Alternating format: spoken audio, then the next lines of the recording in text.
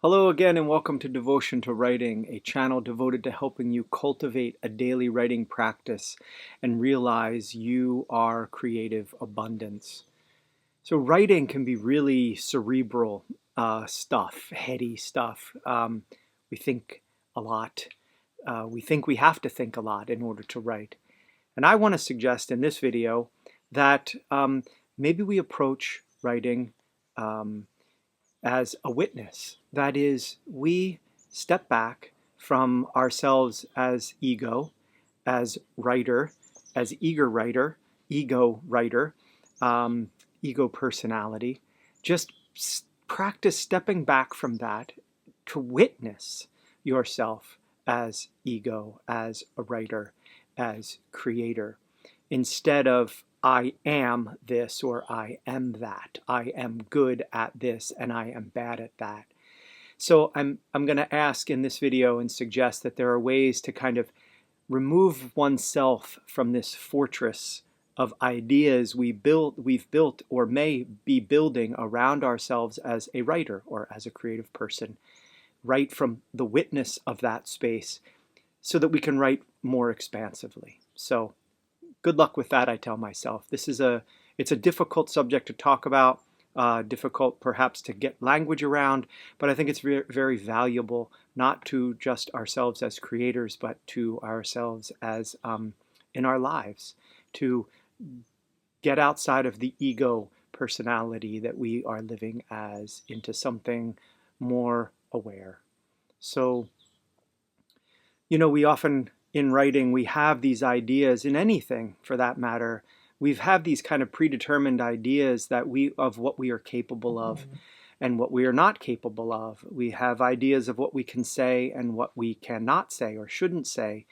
And a lot of this has been described.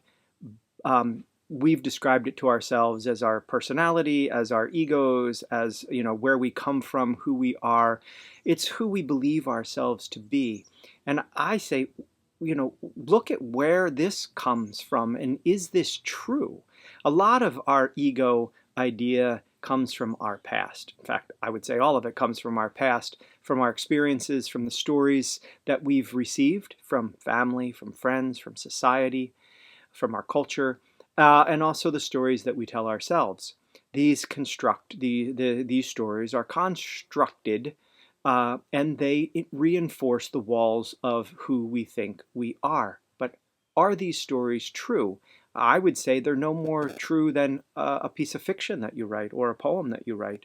That is, they're fabricated. We've taken to believe in them. We believe that, for a long time I believed what my 12th grade teacher told me was, you can't write for shit.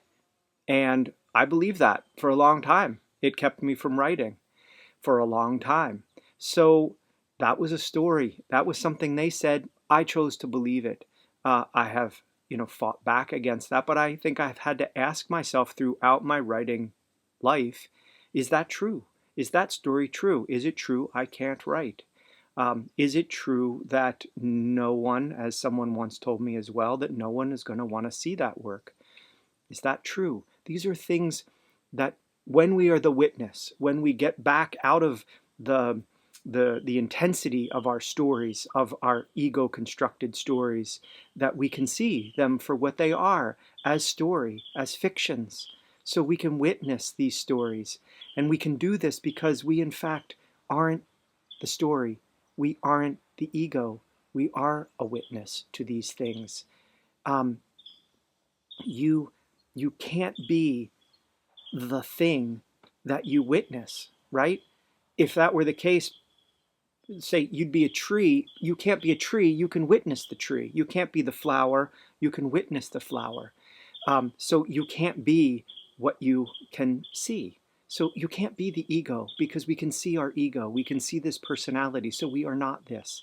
Again, I know could be strange if you're not used to this kind of this way of thinking. But your thoughts, your feelings, your senses, these are all objects you can witness. You can say, I am this. I feel sad. I am thinking this. So therefore, you can't be that thing. You are beyond that thing, you are the witness to them. You must be other than them in order to see them. So meanwhile, we have this ego, and the ego is all about resistance. It has to defend all the time. It gets agitated all the time. It has these walls that it's throwing up when it's challenged, when it feels vulnerable, if it feels betrayed. It's always trying to prove itself, to stabilize itself when it is nothing. It is a fiction. So that is part of the reason it struggles so much to concretize all of these stories and make them true, because it is a fiction, and a fiction must try to prove itself true.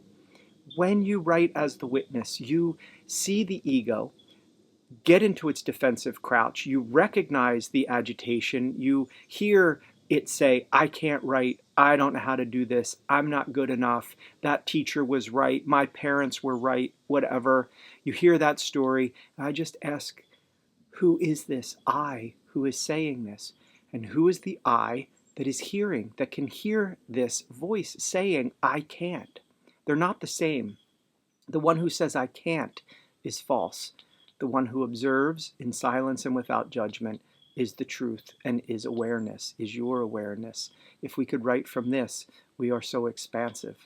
This is a challenging practice, to just write ourselves as witness, to be at the page and not let that ego keep coming in and saying, I am bad, I am good, I am great, this sucks, on and on. I must not be a writer because, I am a writer because, etc., right? We must free ourselves from the walls that we have erected using our ego to protect just this fragile, insecure thing that is made of nothing. It's just a character that we've clothed in story, and it's on replay. We're constantly replaying, oh, they said this. They said this 20 years ago. I'm still replaying it. I must be this. I am not. You are not. I am not this. I am not that. You are not this. You are not that. You are not your stories. You are not all of these things that you tell yourself you can't do, your limitations. These are just ideas. You have to look at them and witness, where do they come from? Why am I telling myself this? Here's actually something to write. I've done this exercise before. I think it's in The Artist's Way, but is the book The Artist's Way. If you're not familiar with it, check it out, The Artist's Way. But I think there's at the beginning of the book, there's this, make a list of like, writers are blank, not blank, and you fill in the blanks. Writers are smart, I'm not smart, or writers don't make any money.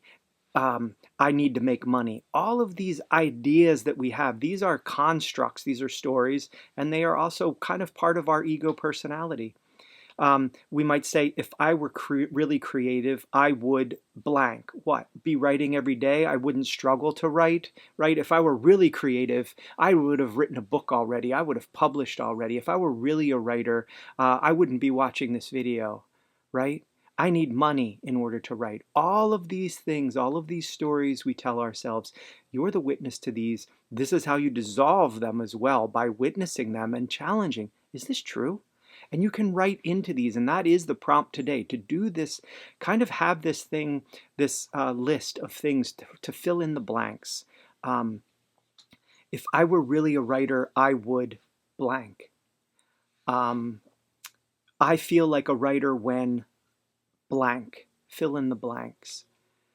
Still, these are stories that you can see, and this is the process of just kind of witnessing and stepping back. We don't need the ego to write. We don't need much of the mind. We don't need the critical thinking to write. We do need the mind. Obviously, the mind functions with language, helps us bring in images and memories, etc. So we are using the mind, but we don't need the critical thinking to create. Maybe that part of the mind is great when we're kind of going back and crafting things. We need to be more analytical, but in the process of creation, we really don't need this. We need to be more expansive and more open. So,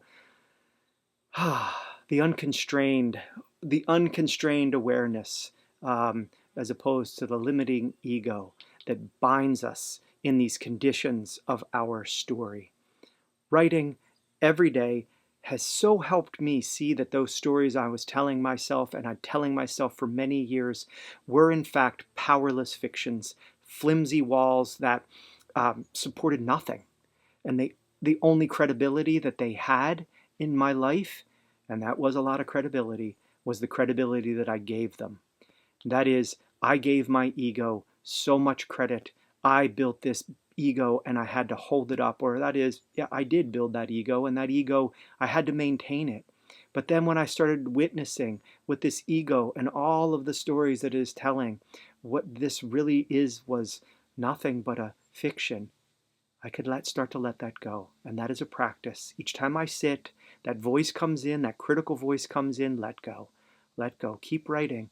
I realized the stories were just creations of a created fiction, fictions of a fiction. And once I realized this, I knew I could write anything. I could write at any time. And I was free from the confines as writing as someone, as capital I, ego, I can say this, I can't say this. I was free to expand beyond the frightened, timid, rigid, defensive ego that had hindered me for so long. And what a tremendous amount of energy it takes to hold that ego up and maintain it and allow it to continue to have to defend at all times, all sides, this illusion that it is under attack. So, as I mentioned, it's a challenging practice to write as a witness, but I'm asking you, as you cultivate your writing practice, to start practicing the witnessing of this voice that is coming in, this ego of yours, that is your personality, how you think about yourself as a writer, as a creative. See it as just a story that you are telling. It is not true, especially the negative ones, but neither are the super grandized ones either. If you're telling yourself these super, you know, these super stories. They're not true either. They're just stories. But give yourself permission. Erase your boundaries. Write as a witness and record the stories. Record what you're witnessing. And be aware. Just be aware of this. And from this place of witness, you are free to write anything. You are expansive. You don't, the thing about walls is that they don't just keep things out, but they keep one imprisoned inside. So, I hope you write deeply today. I know that if you do write, you will write beautifully, because beautiful is what you are. Blessings.